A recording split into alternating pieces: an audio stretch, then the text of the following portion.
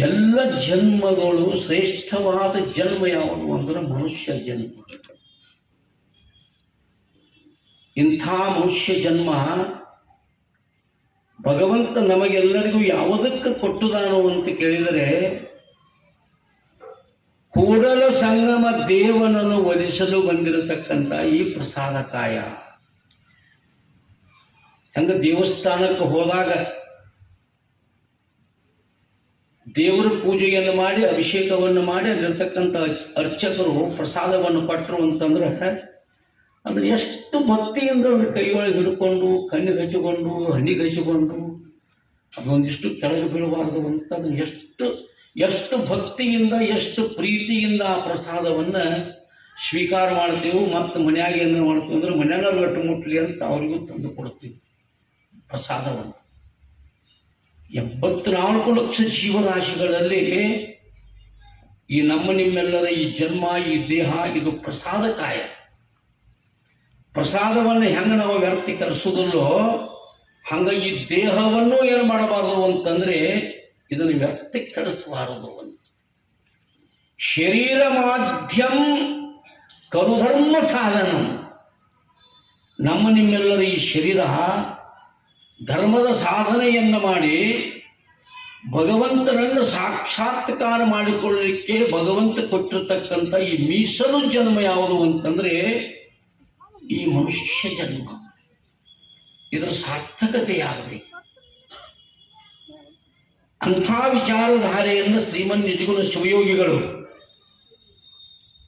ಧೀರ ನಿಜಗುಣ ಯೋಗಿ ಶೂರ ದೇಶಿಕನಾಗಿ ಸಾರಪಥವ ತೋರಿ ಭೂರಿ ಸುಜನರ್ಗೆ ಘೋರ ಭವಾಂಬುದಿ ತೀರವಂದಾಂಟಿಸಿ ಸೂರ್ಯ ಮಾಡಿದನೆಲ್ಲ ಸುಖವನ್ನು ಎಲ್ಲ ಶಾಸ್ತ್ರಗಳ ಬಲ್ಲ ನಿಜಗುಣ ಯೋಗಿ ಇಲ್ಲೆಂಬುದೊಂದಿಲ್ಲ ಗ್ರಂಥವು ಬಲ್ಲವರು ನೋಡೆ ವಿವೇಕ ಚಿಂತಾಮಣಿಯಲ್ಲಿ ಸರ್ವಜ್ಞತೆ ಪಡೆಯುವುದು ಅಂತ ಕವಿಗಳು ಶ್ರೀಮನ್ ನಿಜಗುಣ ಶಿವಯೋಗಿಗಳ ಬಗ್ಗೆ ಗುಣಗಾನವನ್ನು ಮಾಡಿಕೊಂಡು ಬಂದಿದ್ದಾರೆ. ನಮ್ಮ ಕನ್ನಡ ನಾಡಿನ ಶ್ರೇಷ್ಠ ಸ್ಥಾನ ಮೈಸೂರು ಪಕ್ಕದಲ್ಲಿ ಕೊಳ್ಳೇಗಾಲ ಪಕ್ಕದಲ್ಲಿ ಚಿರುಕವಾಡಿ ಇರತಕ್ಕಂಥ ಗ್ರಾಮ. ಅಲ್ಲಿ ಶಂಭುಲಿಂಗನ ಬೆಟ್ಟದಲ್ಲಿ ಅರಮನೆಯನ್ನು ಬಿಟ್ಟು ಗುರುಮನೆಯನ್ನು ಸೇರಿ ಗುರುಬೋಧಯಂ ಪರಾತ್ಪರ ಒಪ್ಪ ಚಿತ್ತೆ ತನ್ನ ಇರವೆಂದು ನಿಜವನ್ನರಿದ ಶ್ರೀಮನ್ ನಿಜಗುಣ ಶಿವಯೋಗಿಯನ್ನು ರಚಿಸಲ್ಪಟ್ಟಿರುವ ಈ ಕೈವಲ್ಯ ಪದ್ಧತಿ ಗ್ರಂಥ ನಾವು ಶ್ರವಣ ಮಾಡ್ತಾ ಬಂದಿದ್ದೇವೆ. ಇವತ್ತೊಂದು ಬಹಳ ಸುಂದರವಾಗಲ್ಪಟ್ಟಂಥ ಕಿವಿ ಮಾತನ್ನು ನಿಜಗೊಂಡ್ರು ನಮಗೆ ಉಪದೇಶ ಮಾಡ್ತಾರೆ. ನಾ ಈ ಮಾತನ್ನು ಸ್ಮರಣ ಮಾಡಿಕೊಡ್ತೇನೆ ನಿಮಗೆ. ಉಪದೇಶ ಅಂದ್ರೆ ಎದಕ್ಕೆ ಅನ್ನಬೇಕು ಅಂತ ಕೇಳಿದರೆ ಹಿತಕಥನಂ ಉಪದೇಶಂ. ಹಿತವಾದದ್ದನ್ನು ಕಥನ ಮಾಡುವುದು. ಆ ಮಾತು ಕೇಳಿದರೆ ಸಣ್ಣವ್ರಿಗೂ ಹಿತ ಆಗಬೇಕು, ದೊಡ್ಡವ್ರಿಗೂ ಹಿತ ಆಗಬೇಕು, ಎಲ್ಲರಿಗೂ ಹಿತ ಆಗುವ ರೀತಿ ಒಳಗೆ ಹೇಳುವುದಕ್ಕೆ ಏನಂತಾರು ಅಂದ್ರೆ ಅದಕ್ಕೆ ಉಪದೇಶ ಅಂತ ಕರೀತಾರೆ. ಅಂಥ ಮಾತುಗಳನ್ನು ಹೆತ್ತಮ್ಮ ತುತ್ತು ನಿಷದಂತೆ ತತ್ವದ ನುಡಿಗಳನ್ನು ಕಾಲಕ್ಕೆ ಹೇಳಿ ಈ ಭವದಿಂದ ಎತ್ತಿ ಹಿಡಿಯುವರು ಸರ್ವಜ್ಞ ಅಂತ ಸರ್ವಜ್ಞ ಮಹಾಕವಿ ತ್ರಿಪದಿಯಲ್ಲಿ ತಿಳ್ಕೊಂಡು ಬಂದಂತೆ ಆರಂಭದಿಂದ ಒಂದೊಂದು ನುಡಿಮುತ್ತುಗಳನ್ನು ಬಹಳ ಸುಂದರವಾಗಿ ನಮಗೆ ಉಪದೇಶ ಮಾಡ್ತಾ ಇವತ್ತ ನಮ್ಮ ವಾಣಿಗೆ ಸಂಸ್ಕಾರವನ್ನು ಕೊಡ್ತಾರೆ. ಸಂಸ್ಕಾರ ಭಗವಂತ ನಮಗೆಲ್ಲರಿಗೂ ಒಂದು 3 ಕರ್ಣಗಳನ್ನು ಕೊಟ್ಟಿದ್ದಾನೆ. ಕರ್ಣ ಅಂದ್ರೆ ಸಾಧನ. ಕರ್ಣ ಅಂದ್ರೆ ಮತ್ತೇನಲ್ಲ, ಮನೆಯಿಂದ ಇಲ್ಲಿಗೆ ಬರಬೇಕಾಗಿತ್ತು ಅಂದ್ರೆ ಕಾಲ ಸಾಧನ. ಹೌದಲ್ರಿ? ಕಾಲಿಲ್ಲದ ಮನುಷ್ಯ ಬರಕ್ಕೆ ಹಾಕಿದ್ದಾನೆ. ಹೆಂಗ ಮನೆಯಿಂದ ಈ ಪ್ರವಚನಕ್ಕೆ ಅಯ್ಯಪ್ಪ ಸ್ವಾಮಿ ದೇವಸ್ಥಾನಕ್ಕೆ ಬರಾಕ ಕಾಲ ಸಾಧನೋ, ಒಂದು ಗಿಡವನ್ನು ಕಡಿಲಿಕ್ಕೆ ಕೊಡಲಿ ಹೆಂಗ ಸಾಧನೋ, ಒಂದು ಊರಿಂದ ಇನ್ನೊಂದು ಊರಿಗೆ ಹೋಗ್ಬೇಕಾದ್ರೆ ಸೈಕಲ್ ಅಥವಾ ಬೈಕು ಕಾರ್ ಗಾಡಿ ಹೆಂಗ ಸಾಧನೋ, ಹಂಗ ಈ ಊರಿಂದ ಈಗೇನು ಬಂದೇವು ನಾವು ಈ ಊರಿಗೆ. ಈ ಊರಿಂದ ನಾವು ಮೊದಲು ಬಂದ ಊರು ಯಾವುದು ಅಂದ್ರೆ ಶಿವಪುರ. ಎಲ್ಲಿದೆ ನಮ್ಮನೆ, ಇಲ್ಲಿ ಬಂದೆ ಸುಮ್ಮನೆ. ನಮ್ಮ ಮನೆ ಎಲ್ಲಿದೆ ಅಂದ್ರೆ ನಮ್ಮ ಮಹಾಮನೆ. ಭಗವಂತನಿಂದ ನಾಮನು ಎಲ್ಲವರು ಬಂದವರು. ಆ ಭಗವಂತನತ್ತು ಹೋಗಬೇಕಾಗಿತ್ತು ಅಂತಂದ್ರೆ ಇವು 3 ಕರುಣಗಳು ಏನದಾವು ಅಂದ್ರೆ ಸಾಧನಗಳದಾವು. ಸಾಧನಗಳು ಅವು 3 ಕರುಣಗಳು ಯಾವುವು ಅಂತ ಕೇಳಿದ್ರೆ, ಒಂದನೇದ್ದು ಶರೀರ ದೇಹ, ಎರಡನೇದ್ದು ವಾಣಿ, ಮೂರನೇದ್ದು ಮನಸ್ಸು. ಇವಕ್ಕೇನಂತಾರು ಅಂದ್ರೆ ತ್ರಿಕರಣಗಳು, ಅಂದ್ರೆ 3 ಕರುಣಗಳು ಅಂತ ಇವಕ್ಕೆ ಕರೀತಾರೆ. ಇವತ್ತು ಪ್ರಸ್ತುತ ನಿಜಗುಂಡು ಹೇಳ್ತಾರೆ. ಏನ್ ಹೇಳಕತ್ತಾರ ಅಂದ್ರೆ ವಾಣಿ ಬಗ್ಗೆ ಇವತ್ತು ಹೇಳಕತ್ತಿದ್ದಾರೆ. ಏನ್ ಹೇಳ್ತಾರೆ ಅಂದ್ರೆ ವಾಣಿಗೆ ಸಂಸ್ಕಾರ ಕೊಡಬೇಕು. ಆ ವಾಣಿ ಸುಸಂಸ್ಕಾರವನ್ನು ಹೊಂದಬಾರದು, ದುಸ್ಸಂಸ್ಕಾರವನ್ನು ಹೊಂದಬಾರದು. ವಾಣಿ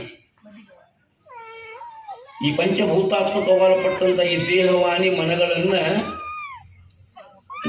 ನೀವು ಒಳ್ಳೆಯದಕ್ಕೆ ಬಳಸಿದೆವು ಅಂತಂದ್ರೆ ಸುಸಂಸ್ಕಾರ ಆಗ್ತದೆ. ದೇಹವಾಣಿ ಮನಗಳನ್ನು ಕೆಟ್ಟದಕ್ಕೆ ಬಳಸಿದೆವು ಅಂದ್ರೆ ಅದು ದುಸ್ಸಂಸ್ಕಾರ ಆಗ್ತದೆ. ಅದರಿಂದ ದುಃಖ ಆಗ್ತದೆ. ನಮ್ಮ ಉದ್ಧಾರ ಮಾಡಿಕೊಳ್ಳುವುದು ನಮ್ಮ ಕೈಯಾಗನಾಯ್ತು. ಭಗವದ್ಗೀತೆಯಲ್ಲಿ ಬರೀತಾನೆ, ಉದ್ಧರೇ ಆತ್ಮನಾತ್ಮಾನಂ ಆತ್ಮಾನಂ ಅವಸಾದಯೇ. ಆತ್ಮೈವ ಹ್ಯಾತ್ಮನೋ ಬಂದು ಆತ್ಮೈವ ರಿಪುರಾತ್ಮನಃ. ನಮ್ಮ ಉದ್ಧಾರ ಮಾಡಿಕೊಳ್ಳೋದು, ನಮ್ಮ ಹಾಳ ಮಾಡಿಕೊಳ್ಳೋದು ನಿಮ್ಮ ಕೈಯಾಗನಾಗ್ತದೆ.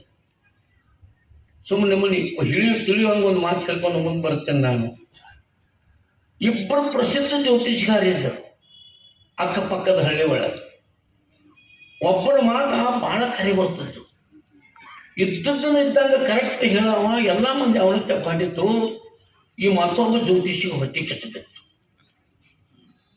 ಇವನ ಎಲ್ಲ ಮಂದಿ ಅತ್ತ ಹೋಗ್ತಾರಪ್ಪ, ನನ್ನ ಕಡೆ ಒಬ್ರು ಬರುವಾರು ಅಂತ ಹೊಟ್ಟೆ ಕಿಚ್ಚು ಮಾಡಿ ಒಂದು 10 ಮಂದಿಗೆ ಒಣೆ ಹಾಕೊಂಡು ಏನಾರ ಮಾಡಿ ಅವನ ಮಾತು ಸುಳ್ಳು ಮಾಡೋನು ಅಂತ ಹೇಳಿ ಆ ಕಡೆಯಿಂದ ಒಂದು 10 ಮಂದಿಗೆ ಒಳೆ ಹಾಕೊಂಡು ಜ್ಯೋತಿಷ್ ಕೇಳಕ್ಕೆ ಬಂದಪ್ಪ, ನಮಗೆ ಜ್ಯೋತಿಷ್ ಹೇಳಬೇಕು. ಯಾಕೆ ಸ್ವಲ್ಪ ತಿಳಿದಷ್ಟು ಹೇಳ್ತಾನಂತಪ್ಪ.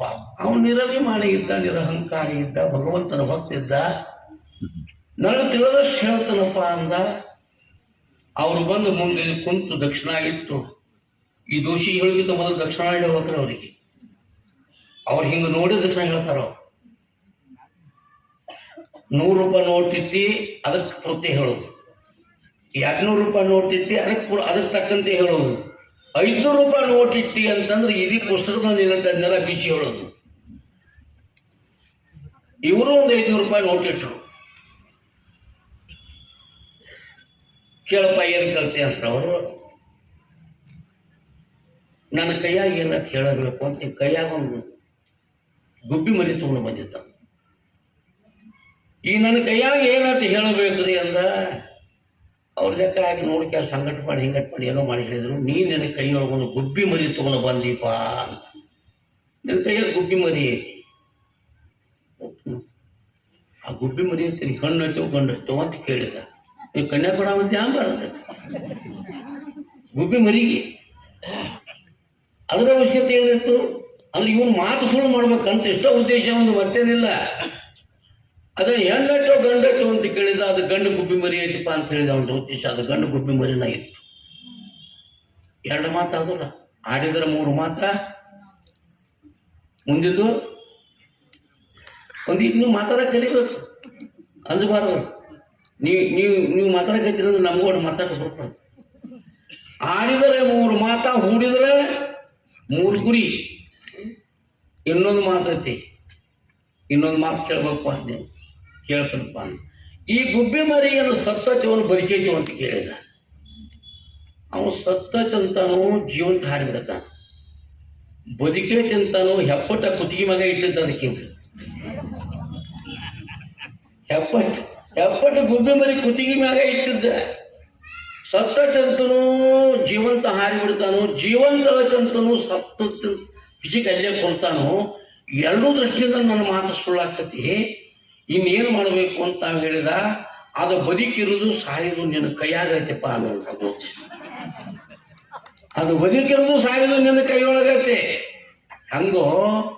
ಹಂಗ ನಾವು ಇದನ್ನು ಬದುಕಿಸೋದು, ಇದಕ್ಕೆ ಒಳ್ಳೆಯ ಸಂಸ್ಕಾರವನ್ನು ಕೊಟ್ಟು ಭಗವಂತ ಸಾಕ್ಷಾತ್ಕಾರವನ್ನು ಮಾಡುವುದು, ಇದನ್ನು ಸಿಕ್ಕದಕ್ಕೆ ಬಳಸಿ ದುಸ್ಸಂಸ್ಕಾರವನ್ನು ಕೊಟ್ಟು ಇದನ್ನ ಹಾಳು ಮಾಡೋದು ಯಾರ ಕೈಯಾಗೈತಿ ಅಂದ್ರೆ ನಿಮ್ಮ ಕೈಯೊಳಗದ. ಅದಕ್ಕೆ ದೇಹವನ್ನು ಒಳ್ಳೆಯದಕ್ಕೆ ಬಳಸಬೇಕು.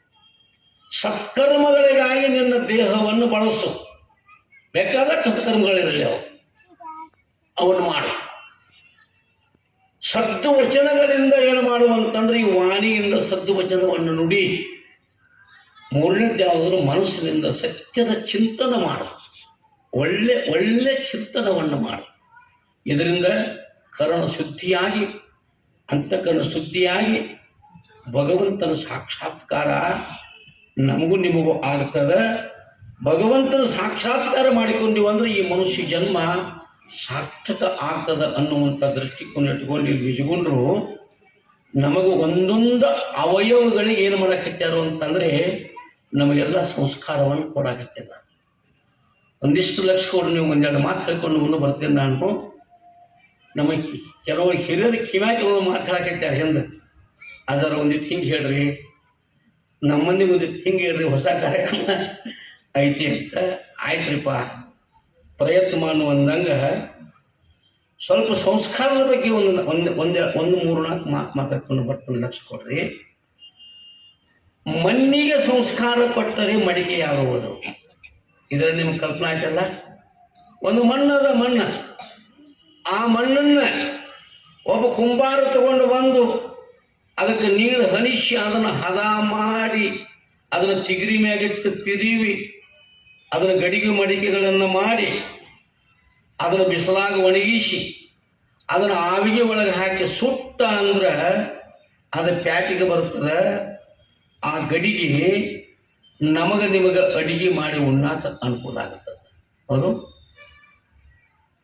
ಅಟ್ಟುಣ್ಣಬಾರದ ಗಡಿಗೆಗಿದ್ದೇನು ದರೆಯೊಳಗೆ. ಈ ಭೂಮಿ ಒಳಗೆ ಅಡಿಗೆ ಮಾಡಿ ಊಟ ಮಾಡಲಿಕ್ಕೆ ಬಾರದೇ ಇರತಕ್ಕಂಥ ಗಡಿಗೆ ಐತಿ ಅಂದ್ರೆ ಅದನ್ನು ತಗೊಂಡು ಏನು ಮಾಡೋದದ. ಹುಟ್ಟಗ ಬೀಜವಿದ್ದೇನು ಧರೆಯೊಳಗೆ. ರೈತ ಭೂಮಿಯಾಗ ಬೀಜ ಬಿತ್ತಿದನು ಒಂದೂ ಕಾಳು ನಾಟಿಲ್ಲ. ಅದನ್ನು ತಗೊಂಡು ಏನು ಮಾಡೋದು. ನಾಟಬೇಕು, ಬೆಳೆ ಬರಬೇಕಂದ್ರೆ ಫಲ ಆಗ್ತಿತ್ತಲ್ಲ. ಹಂಗೆ ಈ ಮಣ್ಣು ಮೊದಲು ನೀರಾಗ ಒಂದು ಹೆಂಟಿ ಇಟ್ಟರೆ ಅದ ಮಣ್ಣು ಕರಗುವಂಥ ಮಣ್ಣು. ಅದನ್ನು ತಂದು ಕುಂಬಾರ ಸಂಸ್ಕಾರ ಕೊಟ್ಟು ಗಡಿಗೆ ಮಾಡಿದ ಅಂತಂದ್ರೆ ಗಡಿಗೆ ಒಳಗೆ ನೀರನ್ನು ನೀವು ತಿಂಗಳು ತಕ್ಕ ತುಂಬಿಡು. ಆ ಗಡಿಗೆ ಆಗ ಹೊಳೆ ಮಣ್ಣಕ್ಕೆ ತಿಂತೀರಿ. ಸುಟ್ಟು ಗಡಿಗೆ ಚಂಚನಕ ಬೆಳೆತನಕ ತಿಂಗಳ ಗಂಟಲೆ ನೀರು ತುಂಬಿಟ್ರೂ ಕೂಡ ಅದು ಹೆಂಗೆ ನಿನಗೆ ಅಂದುದಿಲ್ಲ ನಾನು ಹೊಟ್ಯಾಗ ನೀ ಕುಂಡ್ರು ಅಂತ ಹೆಂಗೆ ಇರ್ತದನೋ ಹಂಗೆ ಏನೋ ಮಣ್ಣಿಗೆ ಸಂಸ್ಕಾರ ಕೊಟ್ಟರೆ ಮಡಿಕೆಯಾಗುವುದು. ಹೌದು. ಹಂಗೆ ಈ ನಿಮ್ಮ ದೇಹಕ್ಕೆ ಏನಾಗಬೇಕು ಅಂದ್ರೆ ಸಂಸ್ಕಾರ ಕೊಡಬೇಕು. ನಿಮ್ಮ ದೇಹಕ್ಕೆ ಸಂಸ್ಕಾರ ಅನ್ನೋದು ಕೊಟ್ಟರೆ ಏನಾಗ್ತಂದ್ರೆ ಇದು ಗಡಿಗೆ ಏನಾಗ್ತದೆ, ಸುಟ್ಟು ಗಡಿಗೆ ಆಗ್ತದೆ. ಹಸಿ ಗಡಿಗೆ ಒಳಗೆ ನೀವು ಅಡಿಗೆ ಮಾಡೋಕ್ಕೂ ಬರೋಂಗಿಲ್ಲ, ನೀರು ತುಂಬಿಡೋಕ್ಕೂ ಬರೋಂಗಿಲ್ಲ. ಅಕಸ್ಮಾತ್ ಹಸಿ ಗಡಿಗೆ ಒಲಿ ಮ್ಯಾಗಿಟ್ರಿ ಅಂತಂದ್ರೆ ಕೆಳಗಿನ ಬೆಂಕಿ ಎಲ್ಲ ಆರಿಸಿ ಬರ್ತದೆ, ನೀರು ಬಿದ್ದು. ಹೌದು. ಹಂಗೆ ಹಸಿ ಗಡಿಗೆ ಹೆಂಗೆ ಅಡಿಗೆ ಮಾಡೋಕೆ ಉಪಯೋಗ ಆಗೋದಿಲ್ಲೋ, ಸುಟ್ಟು ಗಡಿಗೆ ಹೆಂಗೆ ಅಡಿಗೆ ಮಾಡೋಕೆ ಉಪಯೋಗ ಆಗ್ತದನೋ ಹಂಗೆ ಪಂಚಭೂತಾತ್ಮಕವಾದ ಈ ದೇಹ ತಾಯಿ ಹೊಟ್ಟಿಂದ ಹೊರಗೆ ಬಂದಾಗ ಏನಾಗಿತ್ತು ಅಂತಂದ್ರೆ ಇದು ಮಾಂಸಮಯ ದೇಹ ನಿಮ್ಮದು. ಈ ಮಾಂಸಮಯ ದೇಹ ಇದು ಮಂತ್ರಮಯ ಆಗಬೇಕಾಗಿತ್ತು. ಅಂದ್ರೆ ಇದ್ರ ಮ್ಯಾಗ ಏನು ಬೇಕು ಅಂದ್ರೆ ಹೆಂಗೆ ಕುಂಬಾರ ಕೈಯಾಗ ಸಿಕ್ಕ ಗಡಿಗೆ ಸುಟ್ಟೇನಾಯ್ತು ಅಡಿಗೆ ಮಾಡಕ್ಕೆ ಅನುಕೂಲ ಆಯ್ತು, ಹಂಗೆ ಗುರು ಅನ್ನತಕ್ಕಂಥ ಕುಂಬಾರನ ಕೈಯೊಳಗೆ ಸಿಕ್ಕ ಅವನ ಮಂತ್ರೋಪದೇಶ ಅವನ ಹಸ್ತ ಅನ್ನುವಂಥದ್ದು ಮಸ್ತಕದ ಮೇಲೆ ಬಿತ್ತು ಅಂತಂದ್ರೆ ಈ ಗಡಿಗೆ ಸುಟ್ಟಂಗಾಗತ್ತಾವೋ ಆಗ ಅನುಭವದ ಅಡಿಗೆ ಮಾಡಿ ಊಟ ಹಾಕಿ ಬರ್ತದೆ. ಅದಕ್ಕೆ ಮಣ್ಣಿಗೆ ಸಂಸ್ಕಾರ ಕೊಟ್ಟರೆ ಏನಾಗ್ತದೆ, ಒಂದು ಮಡಿಕೆ ಆಗ್ತದೆ. ಗದ್ದಲ ಮಾಡಬೇಡ್ರಿ, ಒಟ್ಟ ಏನು ಗದ್ದಲಾಗಬಾರ್ದು. ಲಕ್ಷ ಕೊಡ್ಲಿಕ್ಕೆ ಎರಡನೇ ಮಾತು ಬರೀತಾರೆ ಮಹಾತ್ಮರು. ಸಂಸ್ಕಾರ ಏನು ಮಾಡ್ತದ ಅಂದ್ರೆ ಪರಿವರ್ತನೆಯನ್ನು ಮಾಡ್ತದ. ಪರಿವರ್ತನೆ ನಮ್ಮ ಶಾಸ್ತ್ರದಲ್ಲಿ ಒಂದು ಕೀಟಭೃಂಗ ನ್ಯಾಯ ಅಂತ ಬರ್ತದೆ. ಕೀಟಭೃಂಗ ನ್ಯಾಯ. ಭೃಂಗ ಗುಯ್ ಅಂತ ಬೆಳೆ ಇದ್ದಲ್ಲಿ ಹಾರಾಡ್ಕೊಂತ ಹೋಗಿ ಆ ಕೀಡಿಗಳೇನಿರ್ತಾವಲ್ಲ ಕೀಡಿಗಳ ಮೇಲೆ ಹಾರಾಡ್ಕೊಂತ ಹೋಗುತ್ತೈತಿ. ಯಾವ ಕೀಡಿ ಮುಖ ಮ್ಯಾಲಕ್ಕೆ ಮಾಡ್ತೈತೋ ಅದನ್ನು ತನ್ನ ಕಾಲ್ನಾಗ ಹಿಡ್ಕೊಂಡು ತಂದು ಅದನ್ನು ಇಟ್ಟು ಅದಕ್ಕೊಂದು ಹಸಿ ಮಣ್ಣು ತಂದು ಅದಕ್ಕೆ ಗೂಡು ಕಟ್ಟಿ ಗೂಡ್ನ್ಯಾಗ ಅದನ್ನು ಇಟ್ಟು ತನ್ನ ಚುಂಚಿನಿಂದ ಅದನ್ನು ಚುಂಚಿ ಗುಯ್ ಅಂತ ಅದಕ್ಕೆ ಪ್ರತಿನಿತ್ಯ ಸಂಸ್ಕಾರ ಕೊಡ್ತದ. ಸಂಸ್ಕಾರ ಆ ಕೀಡಿಗೆ ಗುಂಗಿ ಹುಳ ಕೀಡಲ್ಲ, ಕೀಡಿ ಗುಂಗಿ ಹುಳ ಅಲ್ಲ. ಆದರೂ ಗುಂಗಿ ಹುಳ ಕೀಡಿ ಹಿಡ್ಕೊಂಡು ಬಂದು ಗುಯ್ ಅಂತ ಅದಕ್ಕೆ ಸಂಸ್ಕಾರವನ್ನು ಕೊಟ್ಟು ಆ ಕೀಡಿ ಆ ಗುಂಗಿ ಹುಳದ ಧ್ಯಾನವನ್ನು ಮಾಡಿ ಅದೇನಾಗ್ತದ ಅಂತಂದ್ರೆ ಕೆಲವೊಂದು ದಿವಸಕ್ಕೆ ಕೀಡಿ ಹೋಗಿ ಅದು ಭೃಂಗ ಆಗಿ ಆ ಗೂಡು ಒಡೆದು ಹೊರಗೆ ಬರ್ತದೆ, ಭೃಂಗದಂಗ ಆಗ್ತದೆ. ಈ ದೃಷ್ಟಾಂತವನ್ನು ನಮ್ಮ ಶಾಸ್ತ್ರದಲ್ಲಿ ಕೊಡ್ತಾರೋ. ಇದಕ್ಕೆ ಕೀಟಭೃಂಗ ನ್ಯಾಯ ಅಂತ ಕರೀತಾರೆ. ವಿಜಾತಿಯ ಕೀಡಿ ಆ ಭೃಂಗದ ಧ್ಯಾನವನ್ನು ಮಾಡಿ ಹೊರಗೆ ಬಂತು. ಆ ಭೃಂಗ ಅದಕ್ಕೆ ಸಂಸ್ಕಾರ ಕೊಡ್ತೀವಿ. ಹಂಗ ನಾವು ಕೀಡಿ ಸದೃಶ್ಯವಾಗಿರ್ತಕ್ಕಂಥ ನಾವು ಸದ್ಗುರುವಿನ ಉಪದೇಶ ಅನ್ನುವಂಥದ್ರ ಪಡ್ಕೊಂಡು ಭಗವಂತನ ನಾಮಸ್ಮರಣೆ ಅನ್ನುವಂಥದ್ದನ್ನ ಸದಾವಕಾಲ ಮಾಡಿ ನಾವು ಏನಾಗ್ತೀವಿ ಅಂತಂದ್ರೆ ಈ ಸಂಸ್ಕಾರದಿಂದ ಏನಾಗ್ತದೆ ಕೀಡಿ ಹೆಂಗೆ ಭೃಂಗಾಗಿ ಹೊರಗೆ ಬಂತು ಹಂಗೆ ಸಂಸ್ಕಾರ ನಮಗೂ ಏನು ಮಾಡ್ತದೆ ಅಂದ್ರೆ ನಮ್ಮನ್ನೇನು ಮಾಡ್ತದೆ ಅಂತಂದ್ರೆ ಶುದ್ಧರನ್ನಾಗಿ ಮಾಡ್ತದೆ. ನಮ್ಮನ್ನ ಈ ಜೀವನನ್ನ ದೇವನನ್ನಾಗಿ ಮಾಡ್ತದೆ ಸಂಸ್ಕಾರ. ಅರ್ಥ ಆಗ್ತೈತಿ? ಎರಡನೇ ಮಾತು ಬರೀತಾರೆ. ಮೂರನೇ ಮಾತು, ಹಾಲಿಗೆ ಸಂಸ್ಕಾರ ಕೊಟ್ಟರೆ ತುಪ್ಪವಾಗುವುದು. ಅವ್ರು ಎಂಥ ಮಾತು, ವ್ಯಾವಹಾರಿಕವಾದ ನಮ್ಮ ಮಾತುಗಳನ್ನ ನಮಗೆ ತಿಳಿಯುವಂಗೆ ಅದರ ಮಹತ್ವ ಏನೈತೆ ಅನ್ನೋದನ್ನು ಮಹಾತ್ಮರು ನಮಗೆ ಒಂದೊಂದು ಎಳೆಯಾಗಿ ಏನು ಮಾಡ್ತಾರೆ ಅಂದರೆ ಉಪದೇಶ ಮಾಡ್ತಾರೆ. ಹಾಲ ನೀವು ಕಾಶಿ ಹಾಲನ್ನು ಇಟ್ರಿ ಅಂತಂದ್ರೆ ಎಷ್ಟು ದಿನ ಇರ್ಬೋದು ಹಾಲ? ಒಳ್ಳೆಯಾರ ಒಂದಿನ ಫ್ರಿಜ್ನಾಗ ಇಟ್ಟರೆ ಮತ್ತೊಂದು ದಿನ, ಹೌದ್ರಿ? ಇಷ್ಟ. ಎರಡನೇ ದಿನಕ್ಕೆ ಹಾಲ ಕೆಡೋದಿಲ್ಲ. ಅದ ಹಾಲನ್ನು ಕಾಶಿ ಹೆಪ್ಪ ಹಾಕಿ ಅದನ್ನು ಕಡೆದು ಬೆಣ್ಣೆ ಮಾಡಿ ಇಟ್ರಿ ಅಂತಂದ್ರೆ ಬೆಣ್ಣೆ ಒಂದು ತೊಡೆ ದಿನ ಇರ್ತದೆ, ಹಾಲಿನಕ್ಕಿಂತ ಹೆಚ್ಚಿರ್ತದೆ ಬೆಣ್ಣೆ. ಆದರೂ ಅದು ಒಂದಿನ ಪರಿಣಾಮ ಹೊಂದ್ತದೆ, ಅದು ಕೆಡ್ತದೆ. ಅದನ್ನ ನೀವು ತುಪ್ಪ ಕಾಸಿಟ್ರಿ ಅಂದ್ರೆ ಅದಕ್ಕಿಂತ ಹೆಚ್ಚೇನಾಕೈತಿ ಅಂದ್ರೆ ತುಪ್ಪ ಬಹುದಿನಗಳ ಪರ್ಯಂತರವಾಗಿ ತುಪ್ಪ ಇರ್ತದೆ, ಕೆಡೋದಿಲ್ಲ. ಹಂಗೆ ಹಾಲಿಗೆ ಸಂಸ್ಕಾರವನ್ನು ಕೊಟ್ಟಾಗ ಕಾಶಿ ಅದನ್ನು ಹೆಪ್ಪ ಹಾಕಿ ಅದನ್ನು ಮಥನ ಪಾತ್ರೊಳಗಿಟ್ಟು ಅದನ್ನು ಕಡೆದು ಬೆಣ್ಣೆ ತೆಗೆದು ತುಪ್ಪ ಕಾಚಿದರೆ ಆ ತುಪ್ಪ ಏನಾಗೋದಿಲ್ಲ ಅಂತಂದರೆ ಹೆಂಗೆ ಕೆಡೋದಿಲ್ಲೋ ಹಂಗೆ ಮುತ್ತು ನೀರೊಳು ಪುಟ್ಟಿ ಮತ್ತೆ ನೀರಪ್ಪುದೇ. ಒಬ್ಬರು ಮಹಾತ್ಮರು ಬರೀತಾರೆ, ಮುತ್ತು ಎಲ್ಲಿ ಹುಟ್ಟೈತಿ? ನೀರಾಗ ಹುಟ್ಟೈತಿ. ಉಪ್ಪು ಎಲ್ಲಿ ಹುಟ್ಟೈತಿ ಅಂತೀರಿ? ನೀರಾಗ ಉಪ್ಪು ಹುಟ್ಟೈತಿ. ಉಪ್ಪು ನೀರಾಗ ಹುಟ್ಟೈತಿ, ಮುತ್ತು ನೀರಾಗ ಹುಟ್ಟಿದ್ದಾರೆ. ಬರಿದಾರ ಮಹಾತ್ಮರು, ಮುತ್ತು ನೀರೋಳು ಪುಟ್ಟಿ ಮತ್ತೆ ನೀರಾಗುವುದೇ. ಮುತ್ತು ಲಕ್ಷಾಂತರಕ್ಕೆ ಬೆಲೆಯಾಯಿತು. ತತ್ವಜ್ಞಾನಿಯು ತಾನು ಹುಟ್ಟುವನು ನರನಾಗಿ. ಒಬ್ಬ ತತ್ವಜ್ಞಾನಿ, ಒಬ್ಬ ಶರಣಾವು ನಮ್ಮಂಗ ಏನಾಗಿದ್ದಾನು ಅಂದ್ರೆ ನರಮನುಷ್ಯನಾಗಿ ಹುಟ್ಟಿದ ನಾವು. ಇವತ್ತು ಬಸವಣ್ಣವರ ಕಾಲಕೃತ್ಯ 12ನೇ ಶತಮಾನದಲ್ಲಿ 63 ಮಂದಿ ಶರಣರು ಹೆಣ್ಮಕ್ಕಳು ಶರಣರಾಗಿ ಏನು ಮಾಡಿದ್ರು? ಶೃಂಗಾಂಗ ಸಾಮರಸ್ಯದ ಜ್ಞಾನವನ್ನು ಮಾಡಿಕೊಂಡು ಅವರು ಮಾತಾಡಿದ್ದು ಏನಾದವು ಅಂದ್ರೆ ವಚನ ಆದವು. ಆಗಲಿಲ್ಲ? 800 ವರ್ಷಗಳಿಂದ ಬರೆದಿಟ್ಟಿರ್ತಕ್ಕಂಥ ವಚನವನ್ನು ಇವತ್ತು ನಾವು ಏನು ಮಾಡ್ತೇವೆ ಅಂತಂದರೆ ಲೋಕದ ಜನ ಅವರ ಅಧ್ಯಯನವನ್ನು ಮಾಡ್ತೇವೆ, ಆ ತತ್ವ ತಿಳ್ಕೊಳ್ತೇವೆ. ಶರಣರು ನಮ್ಮಂಗ ಹುಟ್ಟಿದ್ರು, 165 ಮಂದಿ ಸಂತರು ಮಹಾರಾಷ್ಟ್ರ ಗಾಯಕವಾದರು. ತುಕಾರಾಮರನ್ನು ಮೊದಲು ಮಾಡಿಕೊಂಡು, ಜ್ಞಾನೇಶ್ವರ ಮಹಾರಾಜರನ್ನು ಮೊದಲು ಮಾಡಿಕೊಂಡು ಸಂತರಾಗಿ ಹೋದರು. ಅವರು ನಮ್ಮಂಗ ಹುಟ್ಟಿಲ್ಲ. ಅವ್ರು ಯಾಕೆ ಸಂತರಾದರು? ಅವ್ರು ಯಾಕೆ ಶರಣರಾದರು? 63 ಮಂದಿ ಪುರಾತನರು ಅಂತ ತಿಳ್ಕೊಂಡು ತಮಿಳುನಾಡಿನಲ್ಲೇ, ಆಂಧ್ರ ಪ್ರದೇಶದಲ್ಲಿ ಒಂದು 63 ಮಂದಿ ಪುರಾತನರು ಅಂತಾಗಿ ಹೋದರು. ಈ ವಿಧದೊಳು 63 ಚರಿತ್ರವನ್ನು ಮಾವರನ ಕರುಣ ಶರದಿ ಮಿಗೆ ಮೀರಿ ಓದುತ್ತಿದೆ, ಓದಿ ಕೇಳಿದವನೇ ಕೃತಕೃತ್ಯ ಅಂತ ನಿಜಗೊಂಡು ಹಾಡಿದರು. 63 ಮಂದಿ ಪುರಾತನರ ಚರಿತ್ರೆಯನ್ನು ತ್ರಿಪದಿಯೊಳಗೆ ಬರೆದಿಟ್ಟರು. ಯಾರು ಪ್ರತಿನಿತ್ಯ ಈ ತ್ರಿಪದಿಗಳನ್ನು ಹೇಳ್ತೀರೋ ನಿಮ್ಮ ಜನ್ಮ ಕೃತಕೃತ್ಯ ಆಗ್ತದ, ಸಾರ್ಥಕ ಆಗ್ತದ, ನಿಮ್ಮ ಸಂಸ್ಕಾರ ಆಗ್ತದ. ಮುತ್ತು ನೀರೊಳಗೆ ಹುಟ್ಟಿದ, ಉಪ್ಪು ನೀರೊಳಗೆ ಹುಟ್ಟಿದ, ಒಳ್ಳೆ ಉಪ್ಪು ನೀರಾಗ ಹೋಗಿರಿ ಕರಗ್ತದ, ಅದ ಮುತ್ತು ನೀರಾಗ ಹೋಗಿರಿ ಕರಗ್ತದ ಅಂತೀರಿ.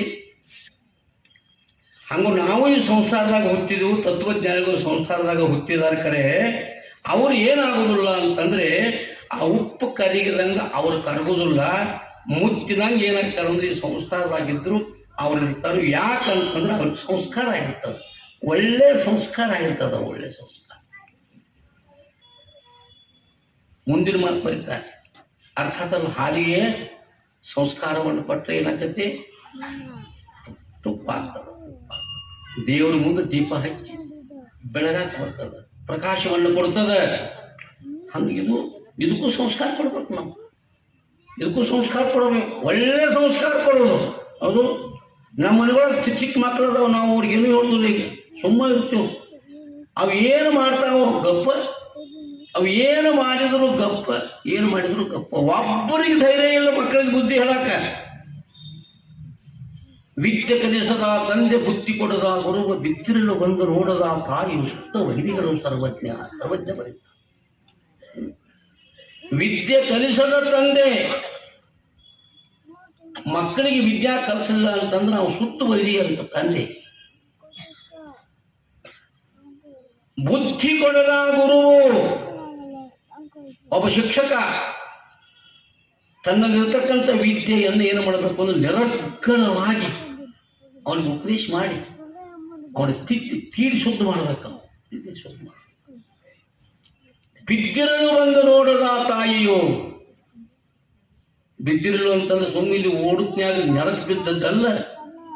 ಈ ಭವದೊಳಗ, ಈ ಭವ ಅಂತಕ್ಕಂಥ ಈ ತೆಗ್ಗಿನೊಳಗ, ಈ ಸಂಸಾರ ಅನ್ನುವಂಥ ಈ ಸಾಗರದೊಳಗೆ ಬಿದ್ದಿರತಕ್ಕಂಥ ಈ ಜೀವನನ್ನ ಅದರಿಂದ ಏನು ಮಾಡಬೇಕು ಅಂದ್ರೆ ಎಬ್ಬಿಸದೇ ಇರತಕ್ಕಂಥ ತಾಯಿಯೇ.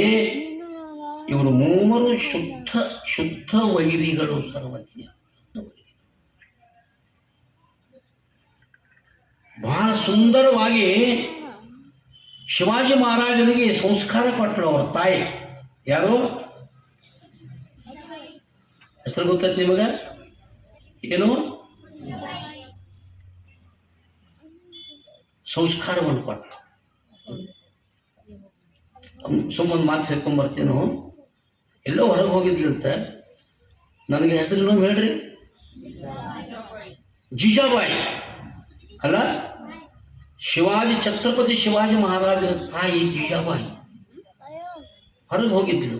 ಟೈಮ್ ಭಾಳ ಆತು, ಕೂಸಲಾಕೈತಿ. ದಾಸಿ ಏನು ಮಾಡ್ಲು ಅಂತಂದ್ರೆ ತನ್ನ ಎದೆ ಹಾರನ್ನು ಕೊಟ್ಲು. ಮಗು ಒಳಾಕೈತೈತೆ ಅಂತ ತಿಳ್ಕೊಂಡು ಆಕೆಯೂ ಮನಗೂ ಜನ್ಮ ಕೊಟ್ಟಿದ್ಲು. ಆಕೆ ಎದೆಯೊಳಗೆ ಹಾಲಿದ್ದು. ಆಕೆದು ಭಾವನಾ ಏನು, ಮಗ ಶಾಂತ ಆಗಲಿ ಅಂತ ಏನು ಹಿಂದೆ ಮುಂದೆ ವಿಚಾರ ಮಾಡಲಾರ್ದು ಏನು ಮಾಡ್ಲು ಅಂದ್ರೆ ಹಾಲು ಕುಡಿಸಲು. ಅಷ್ಟರ ಒಳಗ ಜೀಜಾಬಾಯಿ ಬಂದು ನೋಡಿ ಕ್ಲಿಯರ್ ಮಾಡಿದ್ದೀನಿ, ಮಗುವಿಗೆ ಹಾಲು ಕುಡಿಸಿನಿ, ಹಿಂಗೆ ಅಳಾಕತ್ತಿದ್ದ. ಆಗಿಂದಾಗ ಏನು ಮಾಡ್ಲು ಅಂತಂದ್ರೆ ವಾಂತಿ ಆಗೋ ಪದಾರ್ಥ ಹಾಕಿ ಆ ಹಾಲನ್ನೆಲ್ಲ ಏನು ಮಾಡ್ಲು ಅಂತಂದ್ರೆ ಒಳ್ಳೆ ಕಕ್ಕುವಂಗ ಮಾಡಿದ್ಲು. ಕಾರಣ ಗೊತ್ತೈತೆ ನೀವು? ಗೊತ್ತೈತೆ. ಕಾರಣ ಏನು ಅಂತಂದ್ರೆ ಕುಸಂಸ್ಕಾರ ಉಳ್ಳಂತ ಆಹಾರವನ್ನು ಸೇವಿಸಿದ್ರೆ ಅಲ್ಲಿ ಏನು ಹುಟ್ಟತಾವು ಅಂತಂದ್ರೆ ಅಲ್ಲಿ ಸೂರ್ತನ ಹುಟ್ಟುತ್ತಲ್ಲ, ಹೇಳಿತನ ಹುಟ್ಟುತ್ತದೆ ಅಂತ ತಿಳ್ಕೊಂಡು ಏನು ಮಾಡ್ಲು ಅಂತಂದ್ರೆ ಅದನ್ನೆಲ್ಲ ವಾಂತಿ ಮಾಡಿ ಕೆಡವಿ ಮುಂದೆ ಶಿವಾಜಿ ಮಹಾರಾಜಿಗೆ ಏನು ಮಾಡ್ಲು ಅಂತಂದ್ರೆ ಉಪಚಾರವನ್ನು ಮಾಡಿ ಮಹಾನ್ ಶೂರನನ್ನಾಗಿ ಮಾಡಲು. ನಾವು ಯಾರು ಹೇಳ್ತೀವಿ ಇವತ್ತು ನಮ್ಮ ಮಕ್ಕಳಿಗೆ ಸ್ವಲ್ಪ ಎಚ್ಚರ ಆಗ್ಬೇಕು. ನಾವೆಲ್ಲರೂ ಅವರು ಚಿಕ್ಕ ಮಕ್ಕಳಿಗೆ ಒಂದಿಷ್ಟು ನಾವು ಸಂಸ್ಕಾರ ಕೊಡಬೇಕು, ಒಂದು ಸಂಸ್ಕಾರವನ್ನು ಕೊಡಬೇಕು. ಸಂಸ್ಕಾರವನ್ನು ಕೊಟ್ಟಾಗ ಏನಾಗ್ತದೆ ಅಂದ್ರೆ ಆ ಮಕ್ಕಳು ಬೆಳೀತಾರೆ. ವಿಷಯ ಎಲ್ಲಿ ಉಳಿತದೆ. ಇನ್ನೊಂದು ಮಾತು ಬರೀತಾರೆ, ಗೋಧಿಗೆ ಸಂಸ್ಕಾರ ಕೊಟ್ಟರೆ ಪಾಯಸವಾಗುವ. ರೈತ ಹೊಲದಾಗ ಬೆಳೆದಿರ್ತಕ್ಕಂಥ ಗೋಧಿ ಸುಮ್ಮಿಟ್ರೆ ಅದೇನೂ ಆಗೋದಿಲ್ಲ. ಅದಕ್ಕೆ ಹೆಣ್ಮಕ್ಳಿಗೆ ಯಾಕೆ ಸಿಕ್ತು ಅಂತಂದ್ರೆ ಅದನ್ನು ತಂದು ಬೀಸಿ ಹಿಟ್ಟು ಮಾಡಿ ಅದನ್ನು ರವಾ ಮಾಡಿ, ಹೌದು, ಅದಕ್ಕೆ ಚಪಾತಿ ಅಂತ ಮಾಡ್ತಾರೆ, ಹೋಳಿಗೆ ಅಂತ ಮಾಡ್ತಾರೆ, ಕಡುಬು ಅಂತ ಮಾಡ್ತಾರೆ. ಅವ್ರ ಕೈ ಸಿಕ್ಕಾಗಲ್ಲ, ಅದಕ್ಕೆ ಸಂಸ್ಕಾರ ಕೊಟ್ಟಾಗಲ್ಲ, ಅದೇನಾದ್ರು ಆಗೋದು. ಮತ್ತೊಂದು ದೃಷ್ಟಾಂತ ಕೊಡ್ತಾರೆ, ಕಬ್ಬಿಣವನ್ನ ಕಂಬಾರನ ಕೈಯಾಗಿ ಕೊಟ್ಟಿವು ಅಂತಂದ್ರೆ ಅದೇನಾದ್ರೂ ಆಯುಧಗಳಾಗತ್ತಾವ. ಆಗಿಲ್ಲ, ಕುರ್ಪಿ ಪಡ್ಲಿ ತಾವಾಗಿದ್ದಾವೆ ಇವು. ಅಖಂಡ ಕೆಬ್ಬನವನ್ನ ಒಬ್ಬ ಕಂಬಾರನ ಕೈಯಾಗಿ ಕೊಟ್ಟಿವು ಅಂತಂದ್ರೆ ಅದ್ರ ಹೊಡೆದು ಕಾಶಿ ಅದಕ್ಕೆ ಏನು ಮಾಡ್ತಾನೆ ಅಂದ್ರೆ ಸಂಸ್ಕಾರವನ್ನು ಕೊಟ್ಟು ಆಯುಧಗಳನ್ನು ಮಾಡಿಕೊಡ್ತಾನೆ. ಬಂಗಾರ ಪತ್ತಾರನ ಕೈಯಾಗಿ ಕೊಟ್ಟಿವು ಅಂದ್ರೆ ಆಭರಣಗಳಾಗತ್ತಾವ. ಒಂದು ಆಕಳ ಶಗಣಿಯನ್ನ ಇವತ್ತು ತಗೊಂಡು ಏನು ಮಾಡ್ತಾರೋ ಅಂತಂದ್ರೆ ಅದರ ವಿಭೂತಿಯನ್ನು ಮಾಡಿದರು. ಒಂದು ಆಕಳ ಶಗಣಿಗೆ ಸಂಸ್ಕಾರ ಕೊಟ್ಟರೆ ಅದು ವಿಭೂತಿಯಾಗಿ ಕೂಡಲ ಸಂಗನ ಶರಣರ ನೊಸಲಿಗೆ ವಿಭೂತಿಯೇ ಶೃಂಗಾರ ಅಂತ ತಿಳ್ಕೊಂಡು ನಾವೆಲ್ಲ ಹಸಿಗೊಳಕ್ಕೆ ಏನಾಗ್ತದೆ ಅಂದ್ರೆ ವಿಭೂತಿ ಆಗ್ತದೆ. ಹಂಗ ಆಕಳ ಶಗಣಿನ ಹಚ್ಕೊ ಅಂದ್ರೆ ಯಾರು ಹಚ್ಕೋತಾರೆ? ಸಂಸ್ಕಾರ ರೀ. ಸಂಸ್ಕಾರ ಕೊಟ್ಟರೆ ಏನಾಗತ್ತಂದ್ರೆ ಎಲ್ಲ ಸುದ್ದ ಆಗ್ತದೆ. ಅದರಂತೆ ಸಾಕಿನ್ನ ನಾವೇನಿದೇವಲ್ಲ ನರರಾಗಲ್ಪಟ್ಟಂತ ನಮಗೆ ಗುರುವಿನ ಸಂಸ್ಕಾರ ಸಿಕ್ತೀವಿ ಅಂತಂದ್ರೆ ನಾವೇನಾಗ್ತೀವಿ ಅಂದ್ರೆ ಹರ ಆಗ್ತೀವಿ, ಪರಮಾತ್ಮ ಆಗ್ತೇವೆ ನಾವು ನೀವೆಲ್ಲರೂ. ಜೀವನಿಗೆ ಸಂಸ್ಕಾರವನ್ನು ಕೊಟ್ಟರೆ ಜೀವ ಏನು ಮಾಡ್ತಾನೆ ಅಂದ್ರೆ ದೇವನಾಗ್ತಾನೆ. ಭವಿಗೆ ಸಂಸ್ಕಾರವನ್ನು ಕೊಟ್ಟರೆ ಭವಿತರವನ್ನು ಕಳ್ಕೊಂಡು ಅವೊಬ್ಬ ಶ್ರೇಷ್ಠವಾದ ಭಕ್ತನಾಗ್ತಾನೆ. ಸಂಸ್ಕಾರದೊಳಗೆ ಇಷ್ಟು ಉತ್ತಮ ಪರಿವರ್ತನೆಯನ್ನು ಮಾಡುವಂಥ ಯೋಗ್ಯತೆ ಅದ. ಉನ್ನತದ ನರಜನ್ಮದಳು ನಿನ್ನನ್ನು ನೀನು ತಿಳಿಯಲಾರದೆ ಪುಣ್ಯ ಸೂಕರ ಜನ್ಮದಲ್ಲಿ ತಿಳಿಯುವೆಯಾ? ಮಾದಿಗರಲ್ಲಿ ಕೇಳ್ತಾರೆ, ಉನ್ನತವಾಗಲ್ಪಟ್ಟಂತ ಈ ನರಜನ್ಮವನ್ನು ಪಡೆದುಕೊಂಡು ಬಂದಿರತಕ್ಕಂಥ ನಾವು ನೀವೆಲ್ಲರೂ ಈಗ ಆ ಪರಮಾತ್ಮನ ಜ್ಞಾನವನ್ನು ಮಾಡಿಕೊಳ್ಳೋದು ಹೋದಿವಂತಂದ್ರೆ ಇದು ನಾಯಿ ನರಿ ಕಟ್ಟಿ ಕುದುರೆ ಆದಾಗ ಏನಾದರೂ ಭಗವಂತನ ಜ್ಞಾನ ಮಾಡ್ಕೊಳ್ಳೋಕೆ ಸಾಧ್ಯತೆ ಏನು ಅಂದ್ರೆ ಸಾಧ್ಯ ಇಲ್ಲ. ಅದಕ್ಕೇನು ಮಾಡಬೇಕು ಅಂದ್ರೆ ಸಂಸ್ಕಾರ ಪ್ರತಿಯೊಬ್ಬರಿಗೆ ಭಾಳ ಅಂದ್ರೆ ಭಾಳ ಮುಖ್ಯದ. ಸಂಸ್ಕಾರವನ್ನು ಪ್ರತಿಯೊಬ್ಬರು ಏನಾಗಬೇಕು ಅಂತ ಹೊಂದಬೇಕು ಅಂತಕ್ಕಂಥ ವಿಚಾರವನ್ನು ಭಾಳ ಸುಂದರವಾಗಿ ಇಲ್ಲಿ ಹೇಳ್ತಾ ಇವತ್ತು ನಿಮ್ಮ ವಾಣಿಗೆ ಸಂಸ್ಕಾರವನ್ನು ಕೊಡುವಂಥ ಮಾತನ್ನು ಶ್ರೀಮನ್ ನಿಜಗುಣ ಶಿವಗಳು ಹೇಳುತ್ತಾರೆ.